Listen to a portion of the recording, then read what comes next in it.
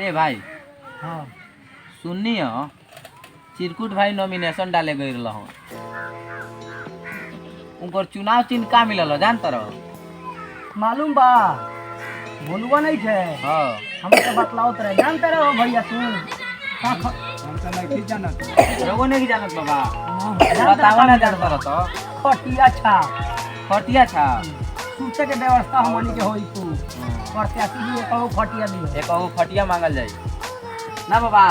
खटिया में आई तो आराम करे में दिक्कत होता बगीचा में कहो खटिया मिली 5 खटिया बगीचा में बिछा दिया खूब आराम कर ए बाबा देखा जानो अरे चिरकुट भैया तो हो हमनी के नहीं खान चिरकुट भैया अपन चिरकुट भैया अरे अपन इनकरे मिलल खटिया छाप चुनाव चीज मतलब बाबा तोरो एगो खटिया मिले मांगल जाई खूब टंगरी पसार के आ खटिया पर सुतब हवा खइब त भूलइए मत बाबा ओदे आ गइल भोलुआ चाचा का हाल बा हो तेरा माई का भौजी कहिया मुते चाचा रे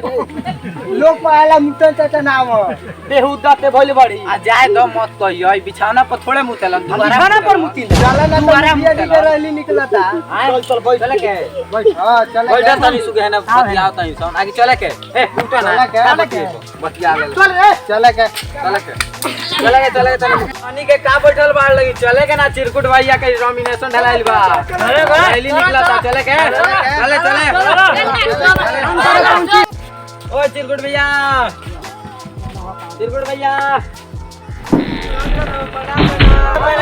भाई लो स्वागत तैयारी हो गइल बा रउआ तैयार बानी हां चले के चली लोग हम पोस्टर का भइल ए पोस्टर सब ऊपर चले आराम से जीतेगा भाई जीतेगा जीतेगा भाई जीतेगा जीतेगा भाई जीतेगा भूले के नहीं के भुलाए के नहीं के याद रखे के खटिया अच्छा बाबा प्रणाम खटिया अच्छा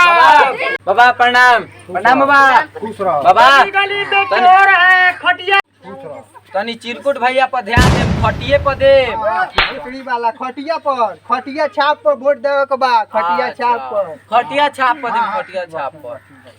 ठीक बा बड़का ठीक बा बाबा ठीक बानू चल खटिया छाप पर दे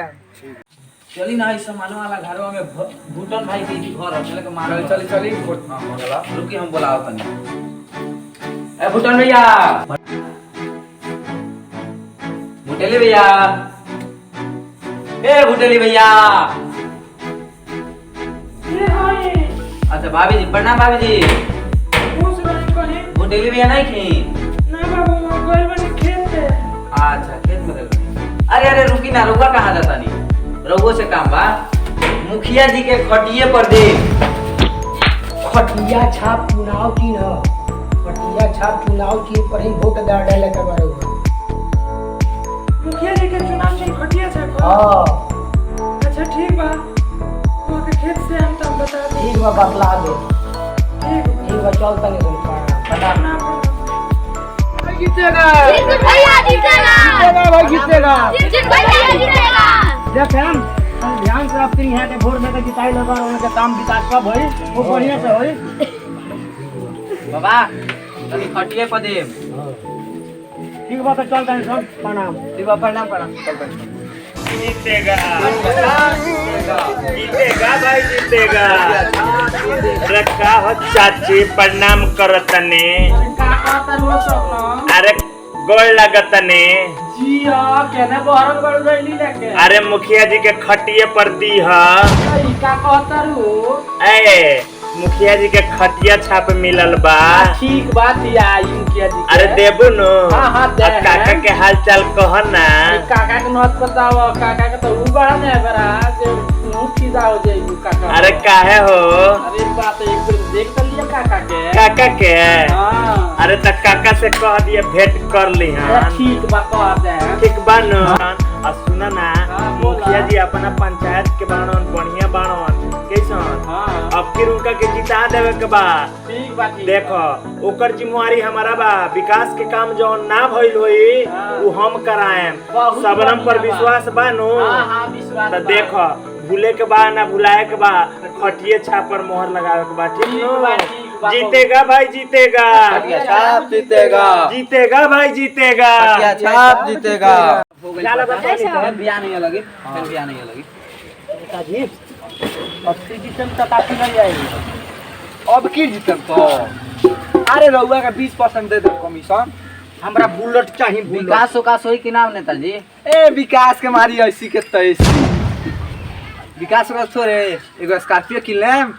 हमरा के का दे तारा संगे विकास में रउआ के एगो बुलेट दे देम हां बुलेट बिल्कुल सही सही बानू हां बिल्कुल हो गई औरी जौन बर बाकी बची नु एगो फटफटिया किन लेम औरी चाहिए अब फिर जीत जाई औरी चाहिए घर बनवा लेम अपन ई सब में छोड़ जाला सब ले लो सब विकास हो तब का बाप रे बाप अभी तू और नहीं जानता रहो अभी विकास औरी होई जितना नल जल के पाइप लगल बा सब उधिया के कबाड़ में बेच दे ऐसन विकास तो हम देख रही ना रही तो सब इति विकासे होता तो बवालवा काहे लटकर रही ओकरो के तुरवा दी आई पुरवा दो तब का सही में लोग बिजली के बिल दे दे परेशान हो गइल बा हाँ। अब लाइनो उठवा दे ओकरा बिजली के बिल ना दे सब खामा पर से काटवा के खत्म कर दो खत्म खत्म पुलवा पर चढ़ा दले इंगरे के टांग के हां इनके का टांगे चढ़ावले हां